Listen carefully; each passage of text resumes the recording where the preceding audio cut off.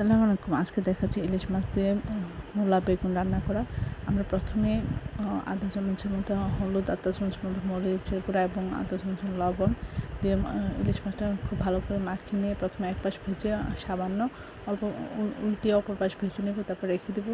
তেলের মধ্যে পেঁয়াজ কাঁচামরিচ দিয়ে আধা চামচ আদা বাটা, আধা চামচ রসুন বাটা দিয়ে আমরা মশলাটা একটু ভেজে নেব। নিয়ে আমরা সামান্য পানি দেবো, দিয়ে এখানে আধা চামচ হলুদ গুঁড়া, আধা চামচ এক চামচ ধনিয়া গুঁড়া, আধা চামচ জিরা গুঁড়া, আধা চামচ লবণ আর সব কিছু দিয়ে আমরা খুব ভালো করে মূলাটা কষিয়ে নেব।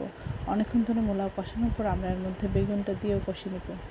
সব কিছু কষানোর পর আমরা ঝোল দিয়ে দিব পরিমাণ মতো। তারপর আমরা ইলিশ মাছটা এর মধ্যে দিয়ে দিব, দিয়ে জাল করে নেব।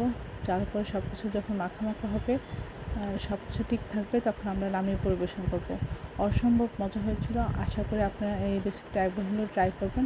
সবাই আমার চ্যানেলটি লাইক করুন, শেয়ার দিন, সাবস্ক্রাইব করবেন এবং প্রিয়জনকে বেশি বেশি করে শেয়ার দেবেন। আমার চ্যানেলে সব রকমের রান্না রয়েছে, আশা করি দেখবেন এবং এটি একবার হলেও ট্রাই করবেন।